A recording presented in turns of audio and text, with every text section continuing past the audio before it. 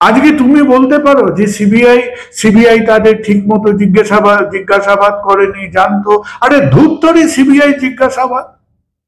তুমি নিজেকে যদি তোমার মধ্যে একটা সিদ্ধারা সময় তুমি একটা ডাক্তার হতে, তোমরা 10 জন গিয়ে মার্চ করে গিয়ে একটা এফিডেভিট সই করে বলতে পারলে না যে আমরা 10 জন ওইখানে ছিলাম, আমরা এই ঘটনাটা আমরা দেখেছি, এই মেয়েটিকে এই কজন লোকেদের সঙ্গে? তাদের মধ্যে একটা ঔদ্ধত্য ছিল। তৃণমূল তাদের ফাঁদে পা দিয়েছে, কারণ এই 13-14 বছর রাজ্যটাকে শাসন করে তাদের আজকে ডাক্তারকে 2 লাইন সত্যি কথা বলতেই সিবিআই লাগছে আজকের দিনে। কিন্তু জুনিয়র ডক্টর ফ্রান্সকে আমি, আমার মার্জনা নেবেন না, সব বিষয়ে আমরা সমালোচনা করতে চাই না। জুনিয়র ডক্টরসকে ফ্রন্টকে বলবো যে নিজেদের কিসের ইনভেস্টিগেশন কথা বলছো? যেখানে ডাক্তাররা মুখে ছিপিয়ে বসে আছে, সেখানে একটা ডাক্তারকে কথা বলাতে সিবিআই লাগে?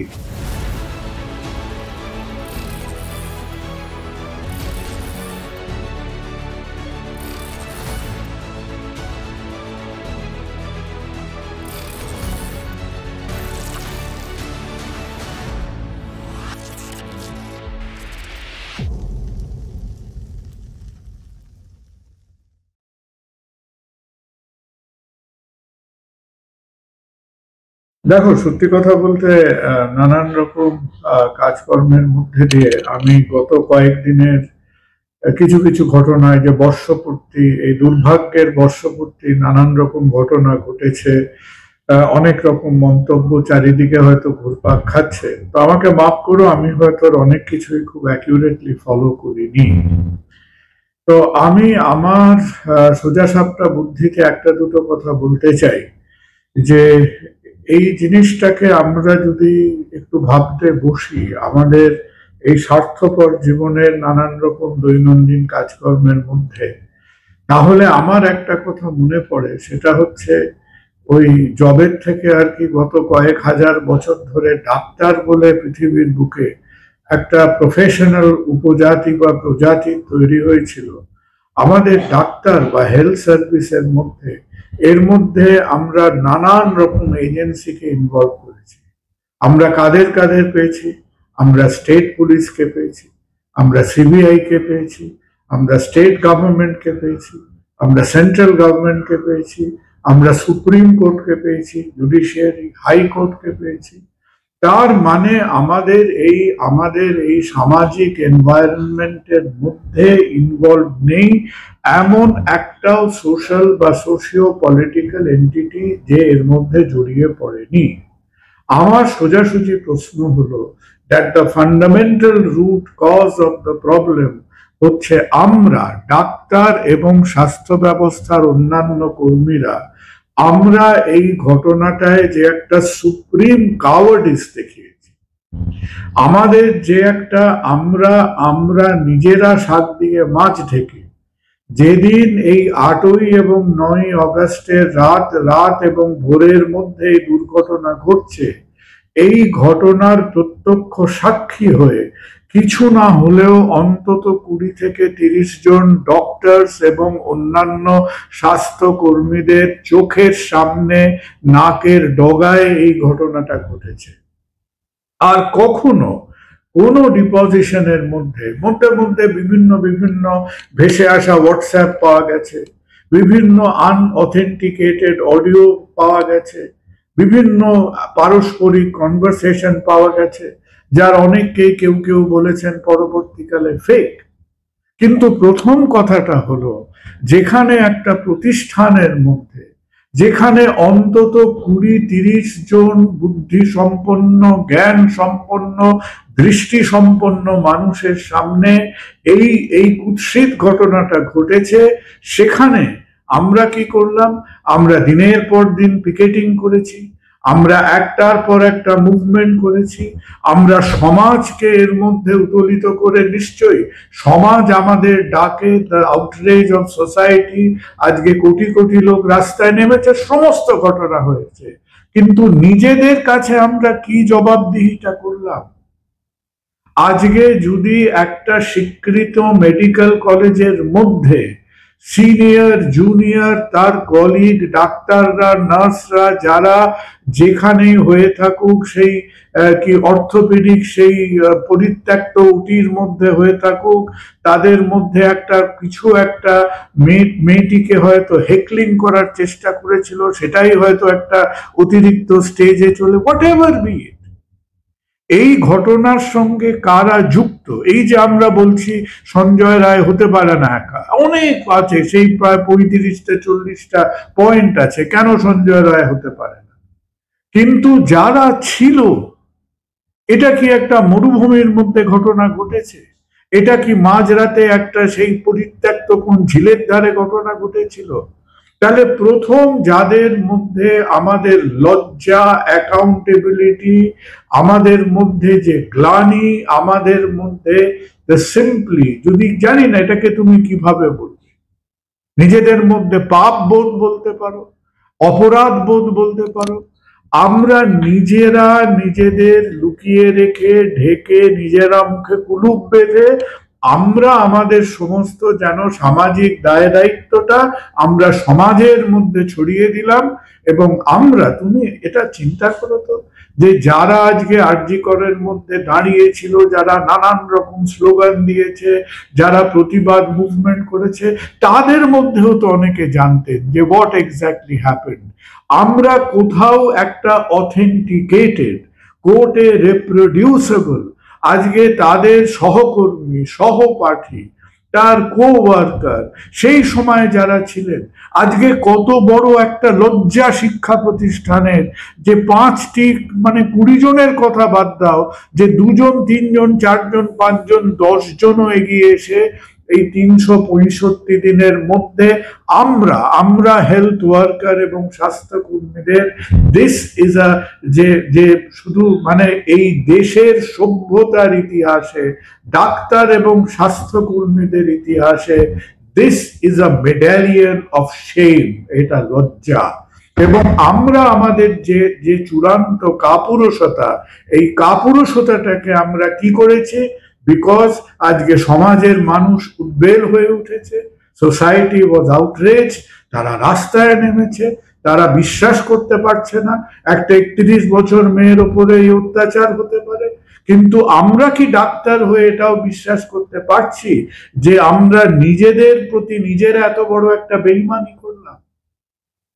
আজকে যারা আপনারা মুখে কুলুপ বেঁধে আজও হয়তো আরজি করে ঘুরে বেড়াচ্ছেন, আজও হয়তো দিনে একটা নর্মালিটির ভান করে কাজে আসছেন যাচ্ছেন, তাহলে আমরা যখন নিজেদের প্রতি নিজেরা এত বড় ডিসঅনেস্টি করলাম, তখন আমরা কোন মুখ করে এই যে আমরা বলছি না যে হ্যাঁ প্রথম 2 দিনের মধ্যে সাক্ষ্য প্রমাণ লোপাট হয়েছে, একটা দায় সরাগোছের ভাবে ইনভেস্টিগেশন হয়েছে, গা জোয়ারি করে পোস্টমর্টম হয়েছে, পোস্টমর্টমের মধ্যে অনেক প্রশ্ন ছিল, প্রত্যেকটাই ভ্যালিড প্রশ্ন, কিন্তু সবচেয়ে বড় প্রশ্ন হলো যে প্রত্যক্ষদর্শীরা, people who are in knowledge of this crime, তাদের কি হলো? তারা কোথায় গেলেন? তারা কি আজকে ইথারের মধ্যে মিলিয়ে গেলেন? তুমি যদি এই ব্যাপারটাকে, আমরা জানি না এটা বোঝার আছে কিনা, কিন্তু যখন আমাদের মধ্যে হয়তো সেই রাগ, সেই ইমোশন গুলো খানিকটা কাম ডাউন করেছে, তুমি কি বুঝবে এখান থেকে? তুমি যেটা বুঝবে যে ধরো আমরা আমাদের সরকার পক্ষ, তৃণমূল সরকারের প্রতি, তৃণমূল সরকারের ওই যে বেহিসেবি আচার আচরণ গুলো, যে পুলিশ ওই রকম একটা ডিসঅর্গানাইজ, অগোছালো, আনপ্রফেশনাল কাজকর্ম করলো, কেন করলো? এখন অব্দি কি কেউ বলেছে যে কোনো বিরাট তৃণমূল নেতার কোন নিকট আত্মীয়, কার ভাই বোন এর মধ্যে জড়িত ছিল? That was not the case. কি ছিল এখানে? তাদের মধ্যে একটা ঔদ্ধত্য ছিল। তৃণমূল তাদের ফাঁদে পা দিয়েছে, কারণ এই 13-14 বছর রাজ্যটাকে শাসন করে তাদের মধ্যে একটা উদ্ধত্ত এসেছে যে তারা সূর্যোদয় সূর্যাস্তকেও তারা ডিকটেট করছে। সুতরাং আরজি করে একটা দুর্ঘটনা, একটা বাজে ঘটনা ঘটেছে, ওইটাকে আমরা চাপতে পারবো না। আর সন্দীপ ঘোষ নিজেকে সেই এলাকার বেতাজ বাদশাহ বলে মনে করেন। তিনি একাধারে বিলিং থেকে আরম্ভ করে প্রমোশন, ট্রান্সফার, পারচেস সবাইরই মধ্যমণি তিনি। সুতরাং তিনি চাইলে সব পারেন। তিনি তার স্ফিয়ার্স অফ ইনফ্লুয়েন্সকে খাটিয়ে তিনি খানিকটা পুলিশকে দিশেহারার মতো ইনভেস্টিগেশন করালেন। একাধারে বহু পান্ডারা এসে জমলো এবং বাকি ঘটনা আমরা জানি। আর তারপর আমরা কি দেখলাম? আমার মনে হয় তারপর আমরা যে ঘটনাগুলো দেখেছি, আরজি করের মধ্যে যেরকম আমাদের ওই 2011 সালের যে সুনামি হয়েছিল না, সেই সুনামির মতো আমরা একটা সুনামি দেখেছিলাম। এবং সেই সুনামি দেখে আমাদের এই যে ডিপ স্টেট কথাটা আমরা বলি, রাষ্ট্রশক্তি, এই রাষ্ট্রশক্তির মধ্যে তোমার রাজ্যের শক্তি জড়িত, কেন্দ্রের শক্তি জড়িত। এই রাষ্ট্রশক্তি কি দেখলো? যে মানুষ যদি এইভাবে তাদের মধ্যে জনরোষ যদি এইভাবে এক্সপ্রেসড হয়, এই জনরোষকে যদি আমরা আজকে অ্যালাউ করি, যে পশ্চিমবঙ্গে এই জনরোষের মধ্যে পড়ে আমাদের পলিটিক্যাল এস্টাবলিশমেন্ট জ্বলে পুড়ে ছাই হচ্ছে, the state of India could not afford. সুতরাং রাষ্ট্রশক্তি সংঘবদ্ধভাবে নামলো। কি যন্ত্রপাতি তারা ব্যবহার করলো, তারা কি ইনস্ট্রুমেন্ট ব্যবহার করলো? প্রথমে ব্যবহার করলো সেই সুপ্রিম কোর্ট এবং চিফ জাস্টিসকে, যে দেশের মানুষের সামনে একটা প্রহসন নাটিকা করলো সুপ্রিম কোর্টের মধ্যে। প্রথম স্টেপ ছিল কলকাতা হাইকোর্ট ইমোশনালি ইনভলভ হয়ে পড়ছে কেসে, কলকাতা হাইকোর্ট থেকে কেসটা নিয়ে ক্যালকাটা পুলিশের উপর প্রেসার এক্সার্ট করে যা কাজ করাবার তার আগেই করিয়ে। তারপর কি হলো?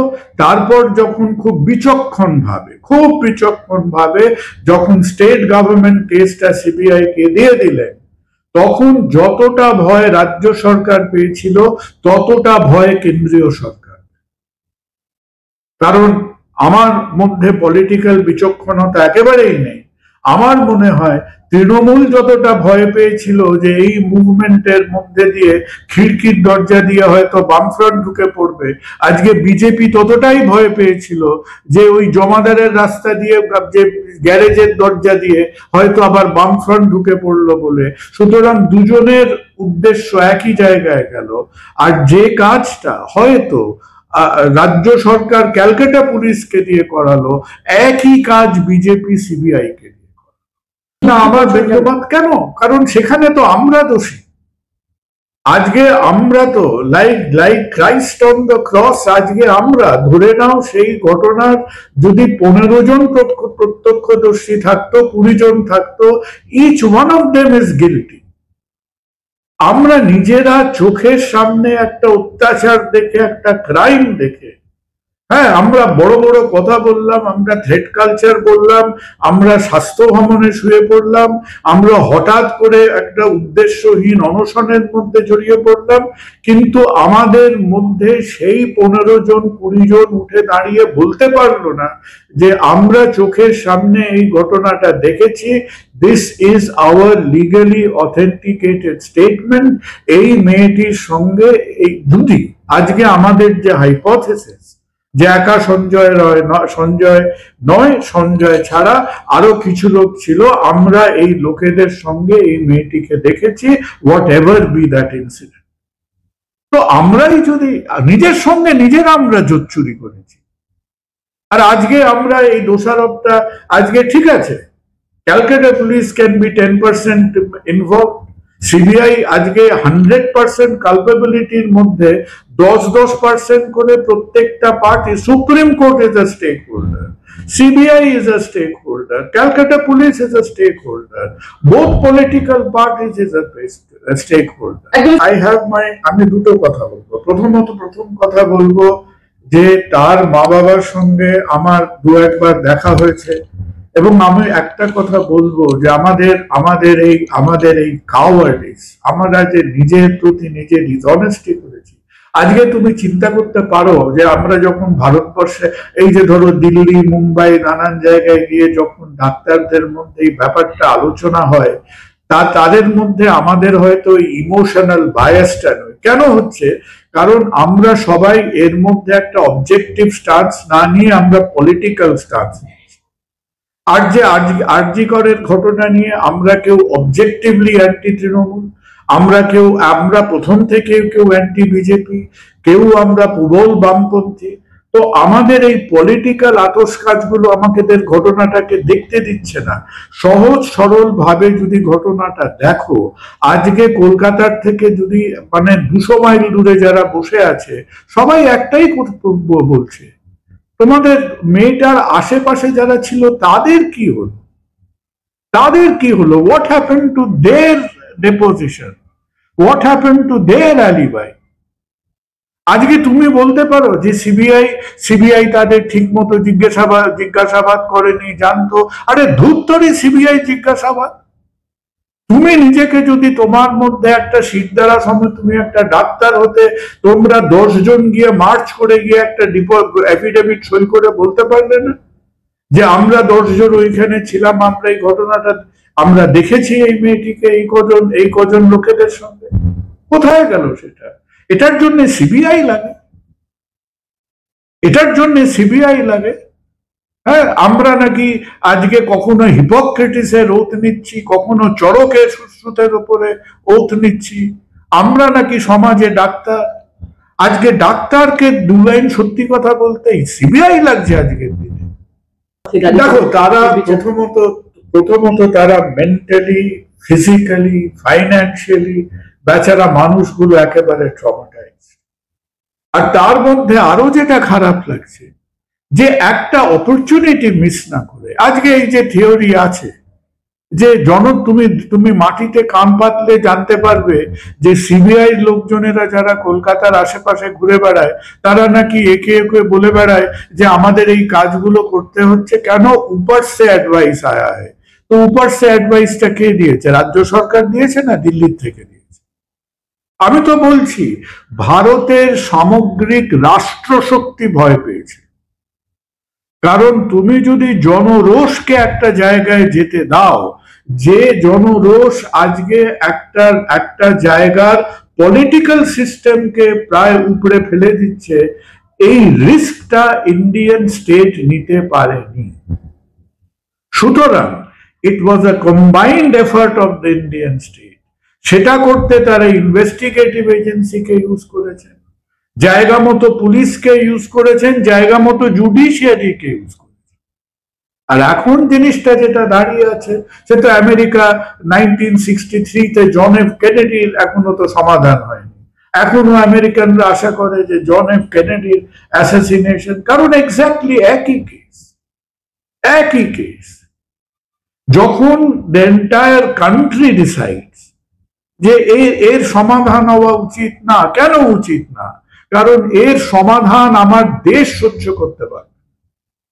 আজকে জন এফ কেনেডিকে কেন টেক্সাসে গুলি করে খুলিবার করে দেওয়া হয়েছিল, আজকে সেই সত্যটা, সেই কাঁচা সত্যটা আমেরিকা সহ্য করতে পারে।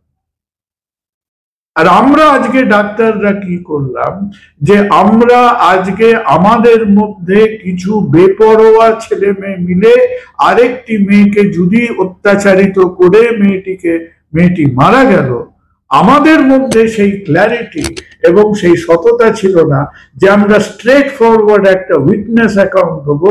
সেইটা না দিয়ে আমরা জিনিসটাকে একটা সুপার স্কেলে নিয়ে গেলাম। ফান্ডামেন্টাল হচ্ছে আমাদের ব্যর্থতা। আমরা একবার ডাক্তার হিসেবে ফেল করেছি সত্যি কথা বলতে, আর একবার ডাক্তার হিসেবে আমরা ফেল করেছি এই মুভমেন্টটাকে ফোকাস দিয়ে চালাতে। দেখো, আশা করব তাদের উদ্দেশ্যের মধ্যে কিছুটা হয়তো অনেস্টি আছে, কিন্তু জুনিয়র ডক্টর ফ্রন্টসকে আমি আমার মার্জনা নেবেন না, সব বিষয়ে আমরা সমালোচনা করতে চাই না। জুনিয়র ডক্টরসকে ফ্রন্টকে বলবো যে নিজেদের কলিগদের মধ্যে কথাবার্তা বলুন, এবং আপনাদের যদি আজকে একটা কাজ করার থাকে যে আপনারা যেরকম সবাইকে দুটো জিনিস, নাম্বার 1 মেনটেন ফোকাস, আর নাম্বার 1 মেনটেন ক্রেডিবিলিটি। আজও আপনারা আর্জি করে আপনাদের কলিগদের কাছে ফিরে গিয়ে বলুন যে যাদের ওখানে উইটনেস স্টেটমেন্ট দেওয়া সম্ভব তারা সোজাসুজি একটা সোর্ন এফিডেভিটে উইটনেস স্টেটমেন্ট দিন।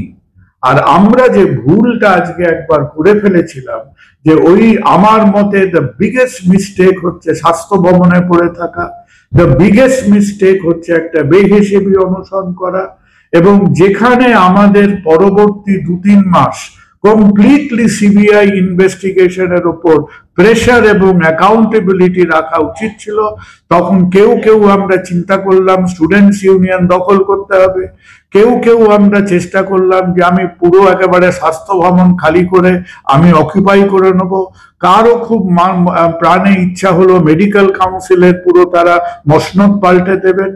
যে যার এজেন্ডা নিয়ে নেমে পড়লাম, এবং এই যে for a period of 2 to 3 months আমরা ইনভেস্টিগেশনের ওপর ফোকাসটা কমপ্লিটলি হারিয়ে ফেলেছিলাম, তার খেসারতটা আমাদের দিতে হলো, যেটা মর্মান্তিক, এবং হয়তো সেই সময়টা আমরা ফিরে পাবো না।